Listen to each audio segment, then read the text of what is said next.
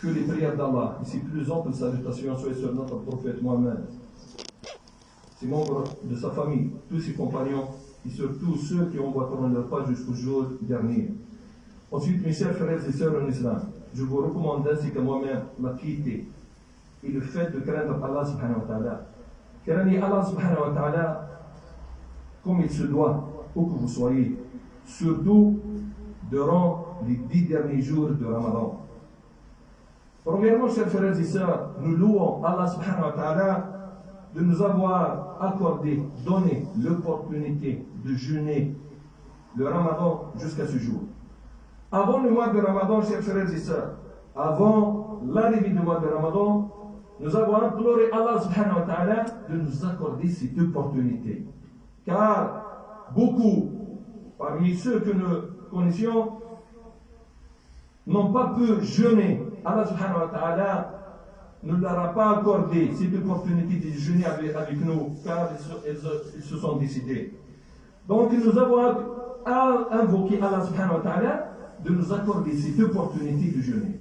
Et nous voilà, nous avons jeûné presque 20 jours de ce mois de béni. Les gens, durant ce mois de Ramadan, sont divisés en 2 catégories seulement. Les gens qui ont profité de ce mois pour multiplier les œuvres pieuses, ils ont jeûné, récité le Coran, ils ont fait At-Tarawih chez eux, ainsi de suite. Mais il y a une autre sorte, une deuxième catégorie de personnes, les gens qui sont distraits par le bas monde, par les soucis de ce bas monde. Donc, ils ont jeûné juste, ils sont abstenus juste de fait de manger et de boire, mais ils n'ont pas jeûné correctement. Ils n'ont pas multiplié les œuvres pieuses, ils n'ont pas fait tarawih chez eux, ainsi de suite. Donc Allah subhanahu wa ta'ala, par sa miséricorde, chers frères et sœurs, nous accorde toujours l'opportunité, la chance de se racheter. Donc ceux qui ont bien fait durant les 2 décades du mois de Ramadan, ils ont intérêt à multiplier leurs œuvres pieuses pour gagner l'agrément d'Allah subhanahu wa ta'ala et pour gagner l'affranchissement de l'enfer.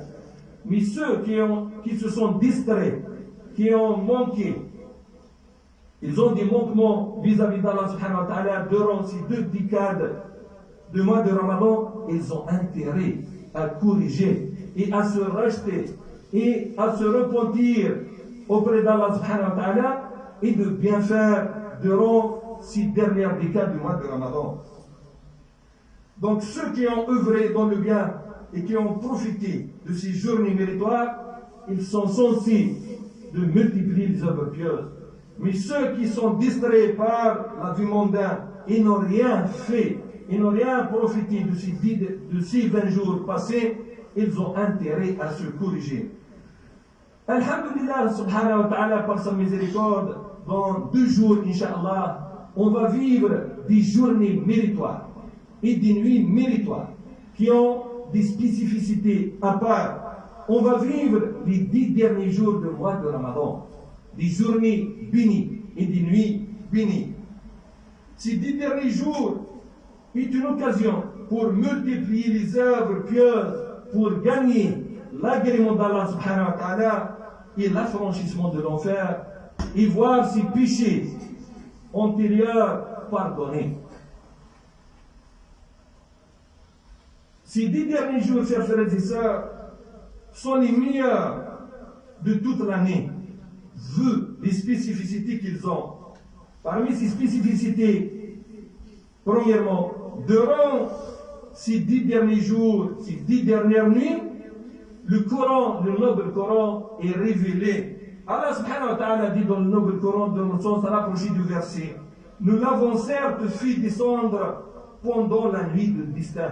Et dans un autre verset, Allah subhanahu wa ta'ala dit, nous l'avons certes fait descendre en une nuit bénie.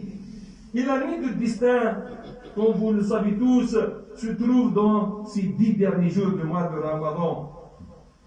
Deuxièmement, la deuxième caractéristique de ces 10 derniers jours, durant ces 10 derniers jours, il y a une nuit qui est meilleure que 1000 nuits, l'équivalent de 83 ans et 4 mois. Et la nuit de destin se trouve durant ces 10 derniers jours, ce qui rend ces nuits meilleures que le restant des nuits de l'année. Parmi la troisième spécificité de ces 10 derniers jours, ces nuits sont caractérisées par la multiplication des œuvres pieuses. Le prophète sallallahu alayhi wa sallam avait pour habitude de faire encore plus d'efforts dans les bonnes œuvres durant ces 10 derniers jours.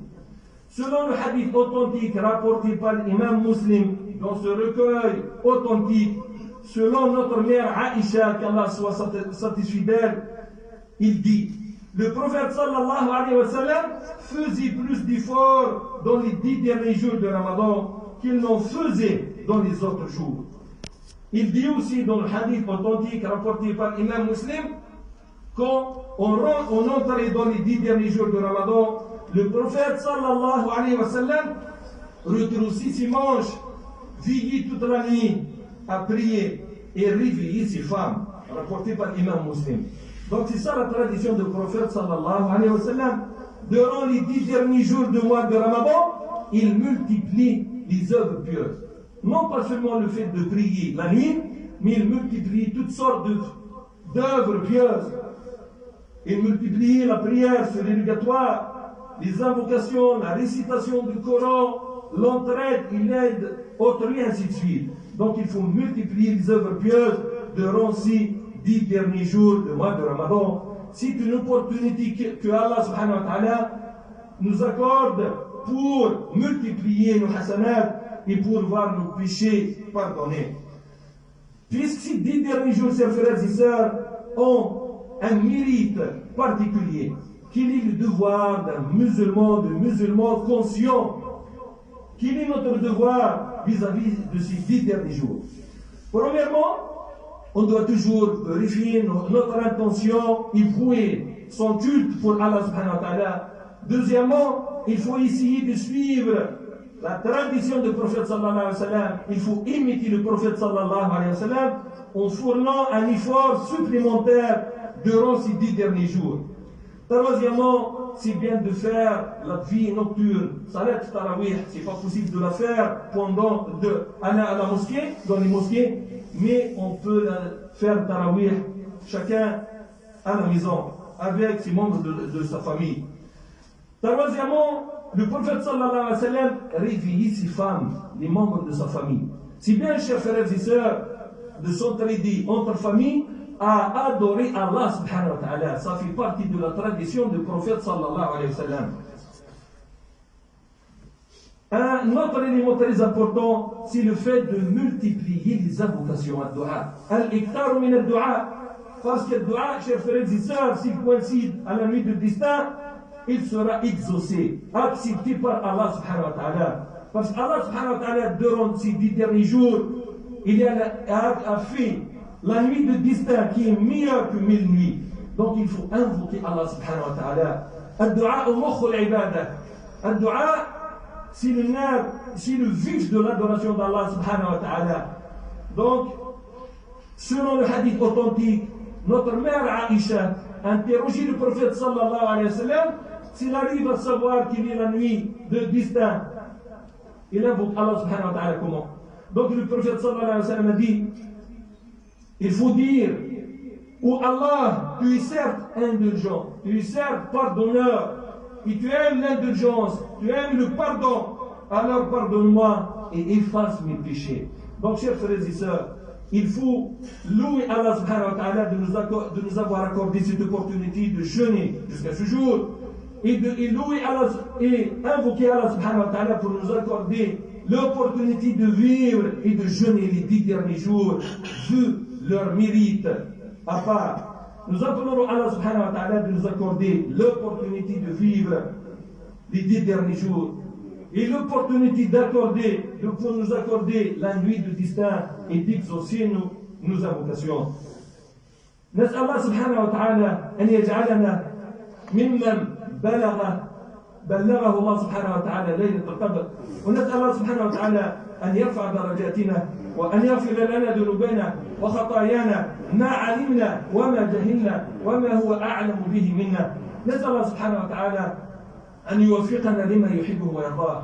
نسأل الله سبحانه وتعالى أن يجعلنا من الذين يستمعون القول فيتبعون أحسنه. اللهم آت نفوسنا تقواها وزكها أنت خير من زكاها أنت وليها ومولاها. اللهم آتنا في الدنيا حسنة وفي الآخرة حسنة وقنا عذاب النار. ربنا لا تزغ قلوبنا بعد إذ هديتنا وهب لنا من لدنك رحمة إنك أنت الوهاب. إخوة الإيمان، لا تنسوا إخوانكم المرضى بالدعاء أن يشفيهم الله سبحانه وتعالى، أن يلبسهم الله سبحانه وتعالى لباس الصحة والعافية. ولا تنسوا الدعاء في سجودكم خاصة لموتى المسلمين أن يرحمهم الله وأن يتغمدهم الله في رحمته وأن يجعل قبورهم رياضا من رياض الجنة. نسأل الله سبحانه وتعالى اللهم لا تدع لنا ذنبا إلا غفرته ولا هما إلا فرجته ولا دينا إلا قضيته ولا مريضا إلا شفيته ولا حاجة من حاجات الدنيا والآخرة إلا قضيتها برحمتك يا أرحم الراحمين. آمين يا رب العالمين. اللهم إنك عفو تحب العفو فاعف عنا. وصلى الله على سيدنا محمد وعلى آله وصحبه أجمعين. عباد الله، إن الله يأمر بالعدل والإحسان وإيتاء ذي القربى وينهى عن الفحشاء والمنكر والبغي يعظكم لعلكم تذكرون.